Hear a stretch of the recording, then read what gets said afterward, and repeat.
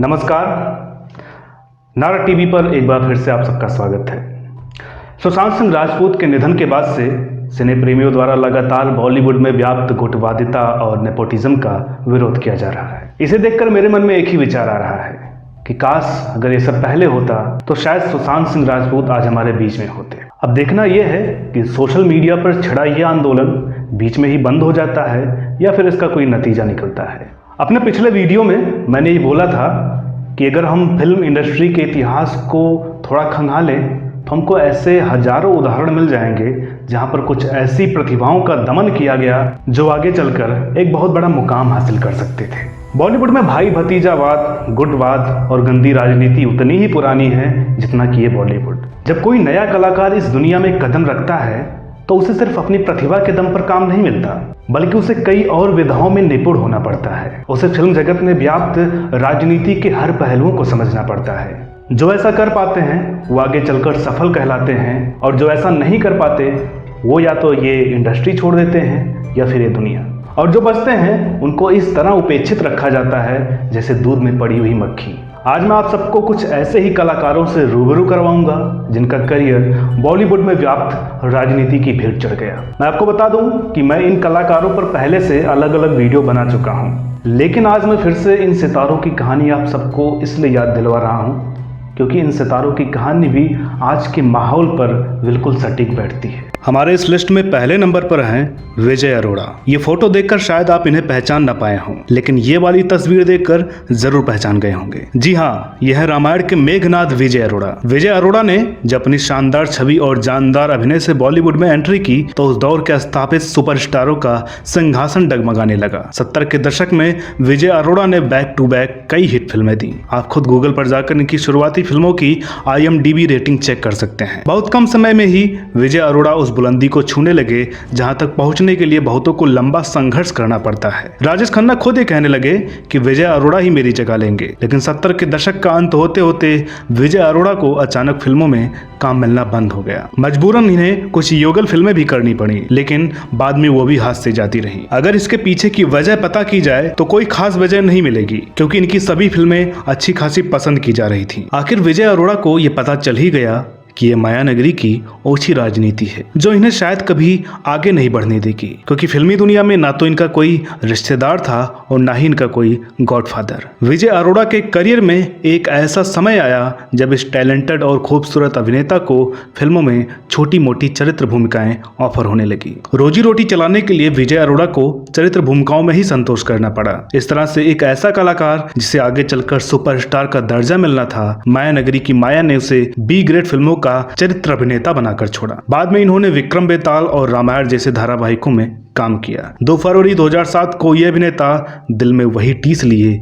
दुनिया को अलविदा कह गया। अगर आप इनके बारे में विस्तार से जानना चाहते हैं तो डिस्क्रिप्शन में दिए गए लिंक पर जाकर इनकी बायोग्राफी वीडियो देख सकते हैं। कौन जतन करूं कौन पाए, एक ऋतु आए एक ऋतु जाए, मौसम बदले ना बदले नसीब। हमारे इस लिस्ट में दूसरे नंबर पर हैं प्रेमेंद्र पराशर। ये नाम शायद आपको अनसुना लगे, लेकिन अगर मैं दीदार और होली आई रे जैसी फिल्मों का जिक्र करूं तो शायद आप समझ जाएं। जी हाँ, ये उन्हीं फिल्मों के हीरो हैं प्रेमेंद्र पराशर, जो उस दौर में परमेंद्र नाम से बॉलीवुड में काम करते थे। 1970 में जब प्रेमेंद्र जी ने होली आई रे फिल्म से बॉलीवुड में डेब्यू किया तो निर्माता निर्देशक इन्हें मनोज कुमार कहा करते थे। आपको बता दें कि प्रेमेंद्र जी अपने हैंडसम लुक और कद काठी से मनोज कुमार को भी मात देते थे। इसलिए जब ये पहली बार मनोज कुमार जी से मिले तो मनोज कुमार जी ने मजाक मजाक में बोला,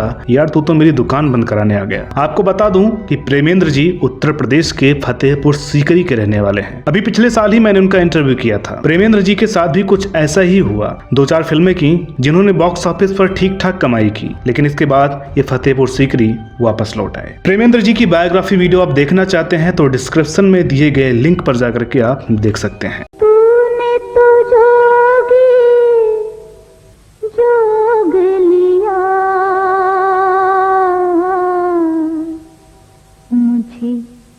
किसके सहारे छोड़ चला मुझे, किसके सहारे छोड़ चला। तीसरे नंबर पर हैं गायिका सुमन कल्याणपुर, जिन्हें फिल्मों में पार्श्व गायन का अधिक मौका इसलिए नहीं मिला क्योंकि इनकी आवाज उस दौर की सुप्रसिद्ध गायिका लता मंगेशकर से मिलती थी और जो कुछ गाने इन्होंने गाए भी उन्हें अधिकतर लोग लता जी के गाने ही समझते हैं। आपको विश्वास ना हो तो YouTube पर सर्च करें सुमन कल्याणपुर सॉन्ग्स और यकीनन आपको कुछ ऐसे गाने सुनने को मिलेंगे जिससे अभी तक आप लोग लता जी के गाने समझते रहे हैं। इनके करियर की गाड़ी ज्यादा आगे क्यों नहीं बढ़ सकी, इसके लिए मैं बहुत विस्तार में नहीं जाना चाहूंगा, आप लोगों के लिए इशारा ही काफी है। इनके जीवन के बारे में विस्तृत रूप से जानना चाहते हैं तो डिस्क्रिप्शन में दिए गए लिंक पर जाकर के इनकी बायोग्राफी वीडियो देख सकते हैं। चौथे नंबर पर हैं गायक शैलेंद्र सिंह। हो सकता है आप में से बहुतों ने इनका नाम ना सुना हो, लेकिन इनके गाने आज भी जब कहीं बजते हैं तो क्षमा बंध जाता है और आप लोगों के मन में एक बार ये जरूर आता होगा कि इस गाने का सिंगर कौन है। याद कीजिए बॉबी फिल्म में मैं शायर तो नहीं, हम तुम एक कमरे में बंद हो जैसे गाने, जिसने ऋषि कपूर की बॉलीवुड में एंट्री करवाई। जी हाँ, इसके पीछे वो रोमानी आवाज है शैलेंद्र सिंह की, जिसकी एंट्री बॉलीवुड में ऋषि कपूर के साथ ही हुई थी और एक जमाने में इन्हें ऋषि कपूर की आवाज भी कहा जाता था। शैलेंद्र सिंह 70 के दशक में उभरते हुए सबसे युवा गायक थे। इनकी शानदार आवाज का जादू कुछ ऐसा चला कि उस दौर के हर म्यूजिक डायरेक्टर इनसे अपनी फिल्म में गंवाना चाहते थे। शैलेंद्र सिंह ने उस दौर के सभी नामचीन संगीतकारों और गायकों के साथ काम किया। रफी साहब के साथ गाया हुआ इनका गाना आज भी खूब प्रसिद्ध है, ऐ यार सुन यारी तेरी मुझे जिंदगी से भी प्यारी है। सुहाग फिल्म में यह गाना शशि कपूर और अमिताभ बच्चन पर फिल्माया गया है। या फिर अमर अकबर एंथोनी का गाना होनी को अनहोनी कर दे अनहोनी को होनी। शैलेंद्र सिंह ने एक से बढ़कर एक हिट गाने दिए। इनके साथ सब कुछ ठीक ठाक चल रहा था, लेकिन फिर कुछ ऐसा हुआ जिसने शैलेंद्र सिंह का करियर पूरी तरह तबाह कर दिया। अपने बढ़े हुए शुगर की वजह से शैलेंद्र सिंह हॉस्पिटल में भर्ती हुए। एक सप्ताह बाद जब वो भले चंगे होकर वापस लौटे तो इनके बारे में यह अफवाह फैला दी गई कि शैलेंद्र सिंह की ओपन हार्ट सर्जरी हुई है। इसके बाद तो शैलेंद्र सिंह को काम मिलना लगभग बंद हो गया। फिल्म इंडस्ट्री के साथ साथ श्रोता भी ने कुछ इस तरह भूले कि अभी चंद दिनों पहले ऋषि कपूर की मौत हुई। मीडिया वालों ने बहुत कुछ दिखाया लेकिन शैलेंद्र सिंह को नहीं। वो शैलेंद्र सिंह जिनकी गायकी की बदौलत ऋषि कपूर का करियर खड़ा हुआ, उनके पास जाना किसी ने मुनासिब नहीं समझा। वो आज भी गुमनामी में जी रहे हैं। माया नगरी तो है ही बेगानी, लेकिन ये हम दर्शकों की भी उदासीनता है जो एक नया सुशांत सिंह राजपूत पैदा करती है। हम अच्छे टैलेंट की कदर नहीं कर पाते। मैं इसका भुक्तभोगी स्वयं हूँ। मैं अपनी वीडियो में कितनी ही सच्चाई क्यों ना दिखा लूँ, कितनी ही मेहनत क्यों ना कर लूँ, लेकिन तब भी मैं उन लोगों से हमेशा पीछे रहता हूँ जो लोग पीली पत्रकारिता करते हैं। खैर, शैलेंद्र सिंह पर हमने अलग से एक वीडियो बनाया हुआ है। अगर आप उस वीडियो को देखना चाहते हैं तो डिस्क्रिप्शन में दिए गए लिंक पर जाकर के आप उसे देख सकते हैं। 5वें नंबर पर हैं गायिका हेमलता। नदिया के पार से लेकर कालजयी धारावाहिक रामायण तक हेमलता जी ने अपनी आवाज में एक से बढ़कर एक बेहतरीन नगमे दिए हैं। अखियों के झरोखों से हेमलता जी का गाया हुआ ये गाना आज भी जब बजता है तो हम लोग एक अलग ही दुनिया में चले जाते हैं। 70 के दशक में जब हेमलता जी की एंट्री बॉलीवुड में हुई तो उस दौर के स्थापित मठाधीशों को ये लगने लगा कि कहीं हेमलता उनसे आगे न निकल जाएं। इस वजह से उन्हें बहुत दबाने की कोशिश की गई। ये बात मैं अपनी तरफ से नहीं बना रहा। हेमलता जी ने राज्यसभा टीवी को दिए गए एक इंटरव्यू में ये बात स्वयं स्वीकार की है। आप खुद इनका करियर एनालिसिस कर सकते हैं। पार्श्व गायन के ज्यादातर मौके इन्हें राष्ट्रीय प्रोडक्शन में मिले। संगीतकार रविंद्र जैन साहब ना होते तो शायद हेमलता जी के करियर के बेहतरीन गाने उन्हें ना मिलते। इस तरह खंगालने बैठे तो हमको ऐसे न जाने कितने कलाकार मिल जाएंगे जिनका करियर असमय खत्म किया गया। एक बात मैं आप लोगों से और कहना चाहूंगा, ये जरूरी नहीं कि कोई अच्छे कलाकार के साथ साथ एक अच्छा इंसान भी हो। हम माया नगरी के खूबसूरत पहलुओं से वाकिफ हैं, इसके घिनौने पहलुओं से नहीं। एक अच्छे कलाकार में एक अच्छा इंसान भी हो, ऐसे उदाहरण हमको बहुत कम मिलेंगे। अब बात चली है तो उम्मीद करते हैं कि कुछ ना कुछ अच्छा होगा।